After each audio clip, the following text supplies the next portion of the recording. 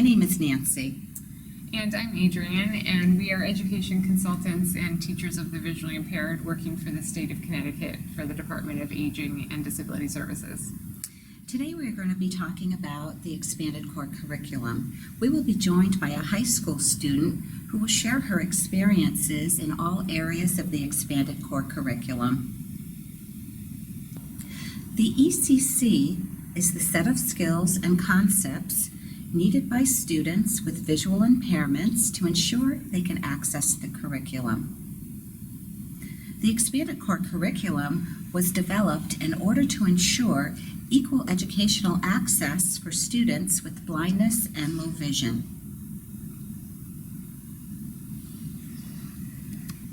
The expanded core curriculum is important because the expanded core curriculum provides opportunities for equality for the blind and visually impaired.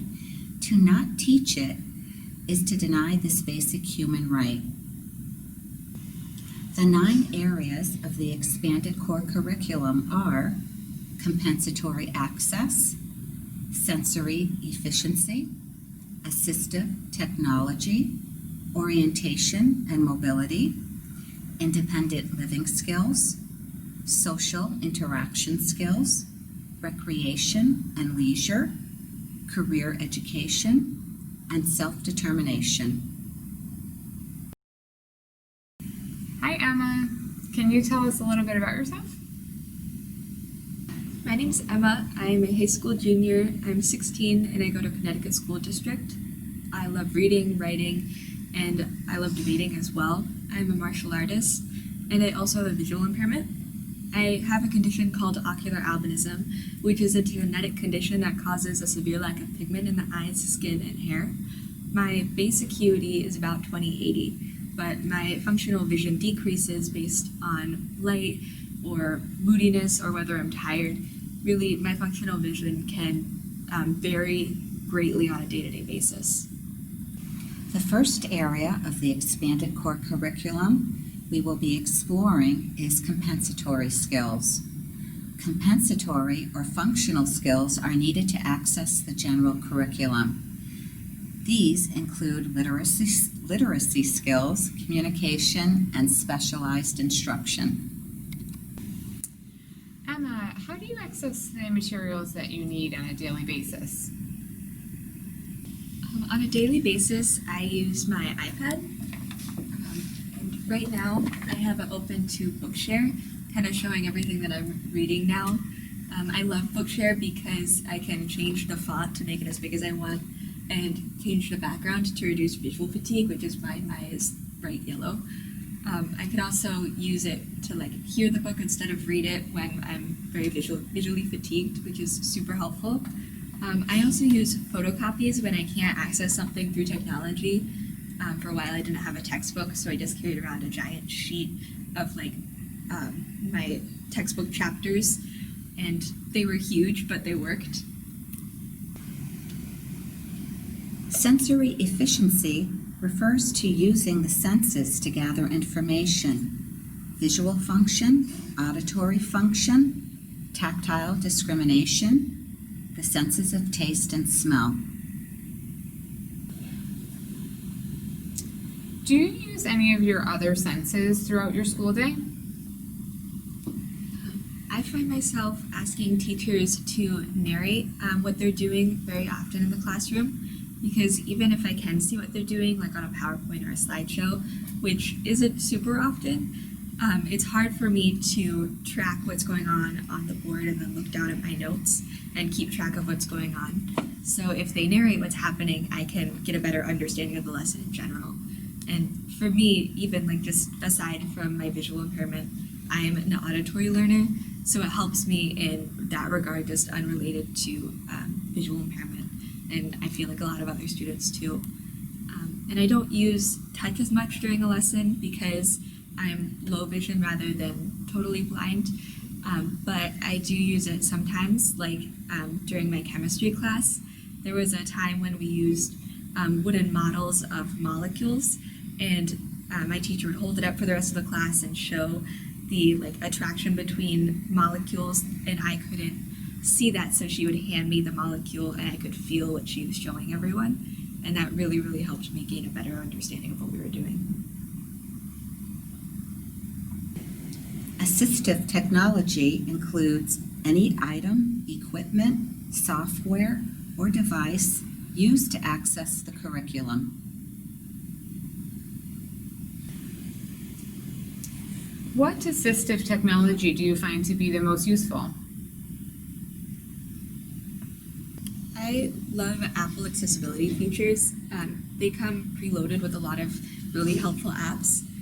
This year on my iPad, I've discovered that the Books app is really helpful. My history teacher showed me that you could take a picture, convert it to a PDF, and put it on the Books app here, and then you can write on it with your finger.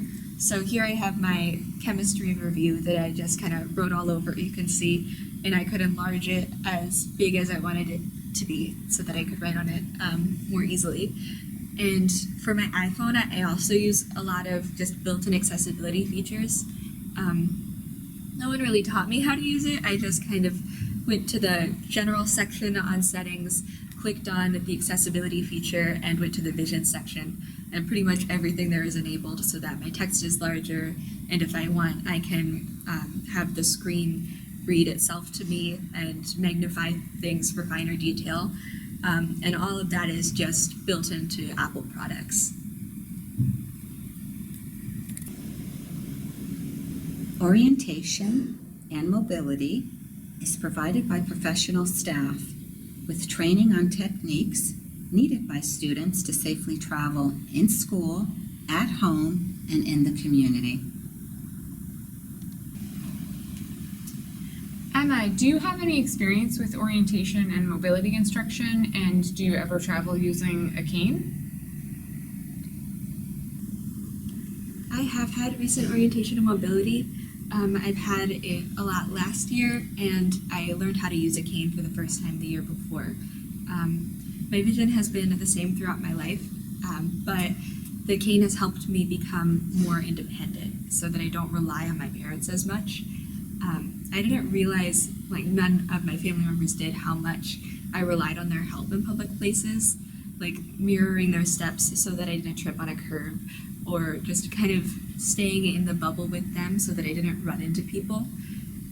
What's funny is when I started using a cane, I saw it as the opposite, like it was a hindrance to my independence, which I later realized was just a product of my own bias. The cane has been so helpful for me in becoming independent, and it's helped me in situations that I normally would just avoid altogether. Like, my vision fluctuates on a day-to-day basis, especially when it's brighter outside. So there are some days where I would just be like, I don't want to leave the house today because it's very bright and I know that I'll trip. But if I have my cane, that's not a problem. I just have the independence all the time. And I think what's really important to know about someone using a cane is that if you would see them one day using a cane and one day not, that's not a sign of someone faking a disability or anything like that, which I've kind of encountered accusations of that in public. It's more just vision fluctuates. Impairment is different for everyone. So someone doesn't need to be totally blind to use a cane. They can have relatively good vision, and it can still be an incredibly helpful tool depending on the situation. Independent living refers to skills such as organization, personal hygiene and grooming, dressing, clothing care, time management, eating, cooking, cleaning and general household tasks, telephone use, and money management. How have you developed your independent living skills? I really loved the Leap into Life cooking program that BESB provided. It was a really good opportunity for me because I've had trouble with cooking in the past. Things like telling if meat is done, boiling liquid, not poisoning my family accidentally, can be difficult. So the Leap into Life program really helped me figure out accessible ways to cook. Some things that I really loved learning from the program was how to use a liquid level indicator, which is just like a pronged device that you put in a cup, and it beeps when the liquid is at the right level. I also use high dots that are like little tactile buttons that I put around my kitchen, like on my microwave, to hit the right button when I can't really read the numbers, or on my stove, so I don't have to lean over into the hot pan. And through that class, I've learned how to make meals like fried rice, which I enjoy, breakfast food, which I really love to make, and I'm also venturing into making meat that doesn't contain salmonella for my family.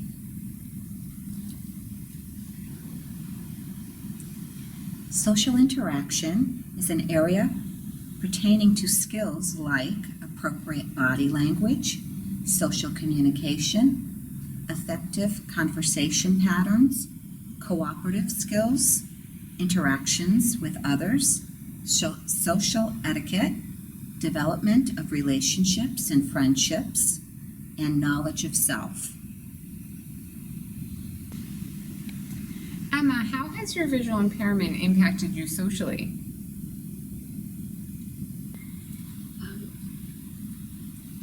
Social interaction with a visual impairment can be pretty challenging at times. I do have problems at certain points reading people's body language, which has created some embarrassing moments. There have been teachers that have tried to make eye contact with me across a room and ask me a question, and I just stare at them awkwardly. So if your student does that, they're not being rude, they just don't know what's happening. This happens to me a lot with peers and teachers in hallways trying to, say hello, and I don't know who they are. And to deal with that, I've kind of tried to be as open as possible about my challenges. Just saying in a politest way as possible, like, can you specify who you are next time you talk to me, so that I know that it's you and not a random person who just approached a child. Things like that are really helpful for me. Situations like school dances and going to movie theaters can also be really difficult.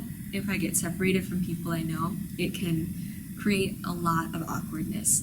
And when I was younger, it was a bigger problem for me because I wasn't as comfortable coming up to maybe a stranger and asking, where is the exit or where is the bathroom? But now, especially now that I have my cane so that it's a visual cue for people, I feel more confident coming up to someone and asking them for help. And that's been immensely helpful for me.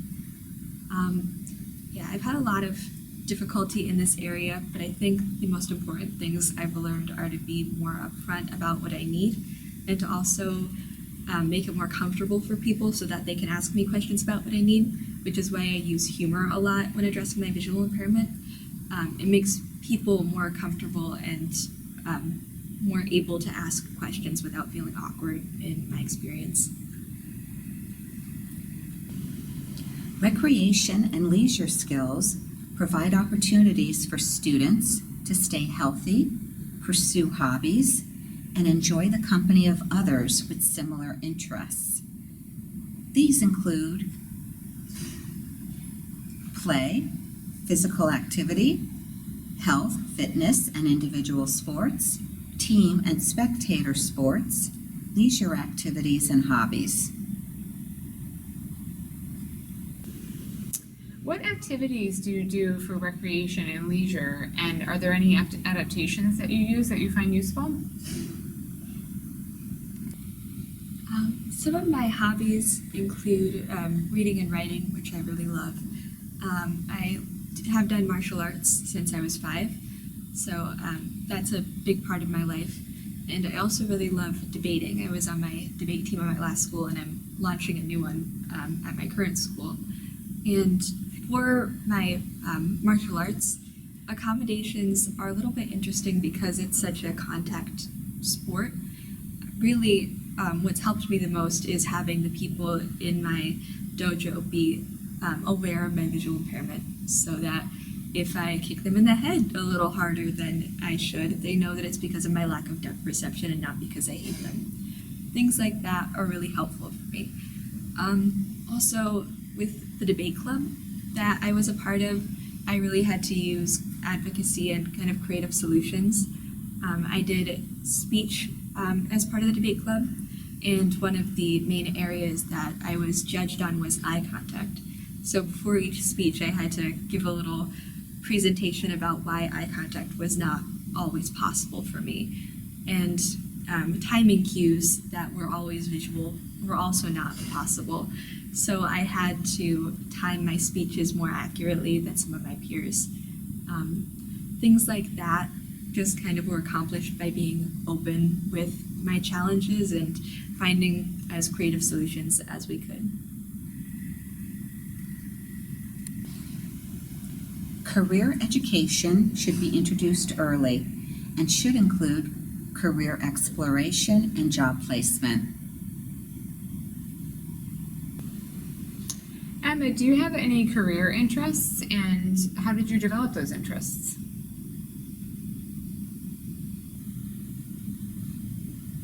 My current career interest is in law. I would really love to be a civil rights attorney specializing in working with people with disabilities. And I think that's based off of the advocacy that I've just had to do in my day-to-day life, but also the understanding that even with the challenges that I face, I'm in a very ideal situation for a disabled person. I have a lot of privileges, and I really would love to use my experience and my opportunities to help as many people as possible. I've had a lot of different changes of mind in what I wanted to do when I was older throughout my childhood, and I've been incredibly fortunate to have my parents and teachers encourage every single opportunity that I've thought of, even when I was 6 and wanted to be an astronaut despite probably not ever being able to drive. My parents were like, all right, let's learn as much as we can about space, because they knew even if I wasn't the one piloting the rocket, I could still definitely pursue a career in that field. And I think that's what's most important to realize about career paths for students with visual impairments and disabilities in general, is that really the only defining characteristic should be the interest of the student and how best to accommodate that, and not the physical limitation in itself.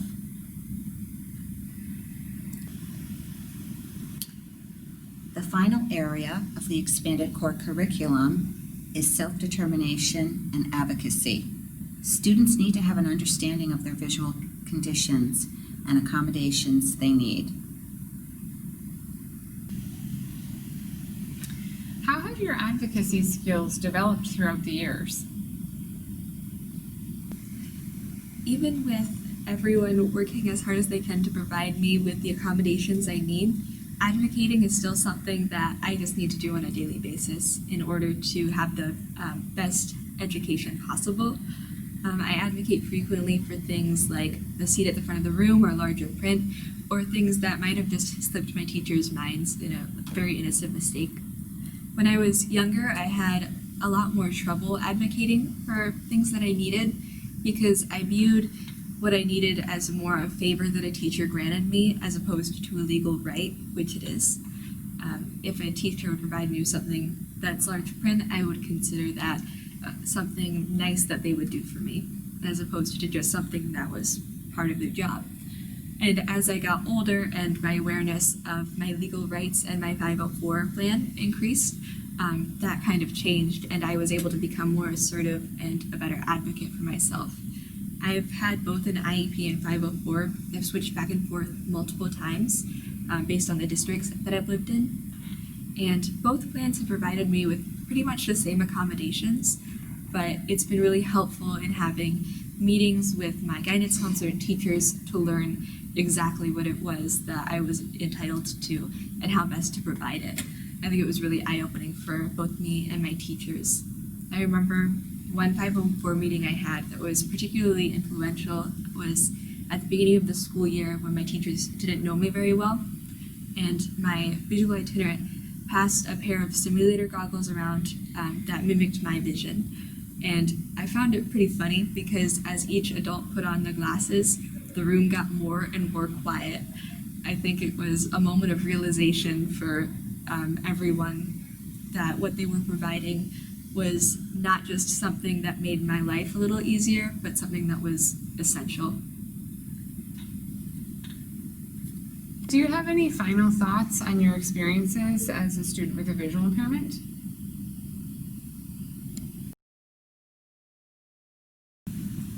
I think the most important qualities for a teacher to have when dealing with a student with visual impairment or disability in general are the ability to come up with innovative solutions and openness with their student. The best teachers that I've had have been ones that took it upon themselves to find solutions instead of just waiting for a TVI or an E504 accommodation to come in.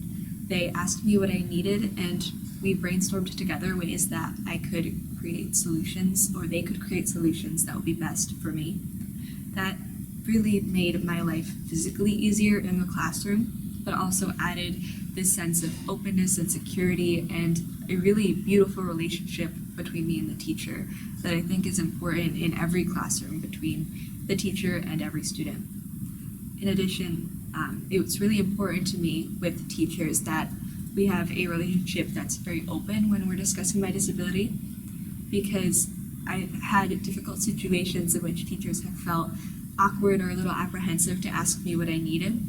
But if they would just ask me right away, we could find a solution and go from there. And I feel like that would expedite the process of accommodating my disability in the classroom. Of course, every student is different, but I think that for most students, openness and just open communication is what's incredibly important in a classroom.